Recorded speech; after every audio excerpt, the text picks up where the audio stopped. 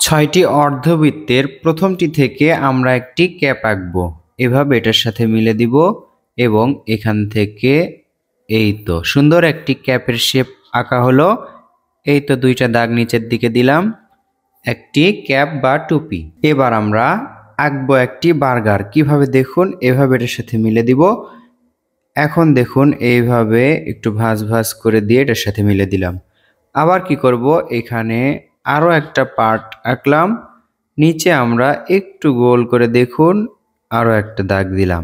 এখন কি করব, এর মাঝে এই তো ছোট্ট ছোট্ট করে গোল আঁকবো, তাহলে সুন্দর একটি বার্গার হলো। রং করলে কিন্তু দারুণ হবে। এই টেকনিকগুলো আপনারা শিখে নিন।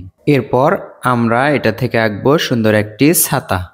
ছাতা আঁকা কত সহজ দেখে নিন, শিখে নিন এবং অন্যকেও শেখান। এভাবে করে দাগ দিচ্ছি। এরপর এখানে একটু চোকা করব, নিচের দিকে সোজা একটা দাগ নিয়ে আসব। এই দাগটা আমরা ডাবল করে ঘুরে এই তো সুন্দর একটি ছাতা। ছাতার পাশেই আমরা আঁকবো একটি ব্যাঙের ছাতা। এটার সাথে মিলে দিয়ে নিচে দেখুন এইভাবে এর মাঝে গোল গোল করে দিব, কোনোটা ছোট কোনোটা বড়, কোনোটা ছোট কোনোটা বড়।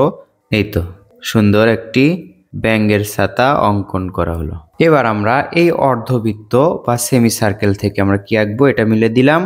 মিলে দেওয়ার পর এখানে দেখুন এটা গোল একটু ভাঁজ করে দিলাম, এর মাথায় ত্রিভুজের মতো করলাম, এটা এটার সাথে মিলে দিব গোল করে।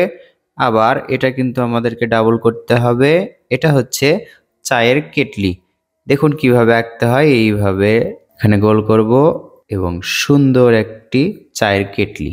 6টি সুন্দর ড্রয়িং আপনাদেরকে দেখালাম। আশা করছি আপনারা এটা থেকে শিখতে পারবেন। ছোটদেরকে এভাবে আঁকতে বলবেন, তারা এভাবে ভিডিও দেখবে এবং আঁকবে, ড্রয়িংয়ের প্রতি আগ্রহী ভাব প্রকাশ করবে। এই তো দেখুন সুন্দর একটি কুঁড়ে ঘর আঁকলাম, একটু করে দাগ দিলাম। এখানে একটি দরজা আঁকবো, দুই পাশে দুইটা জানালা আঁকবো, তাহলেই শেষ হলো আঁকা। সুন্দর এই ভিডিওটি আপনাদের কেমন লাগলো কমেন্ট করে জানিয়ে দিন।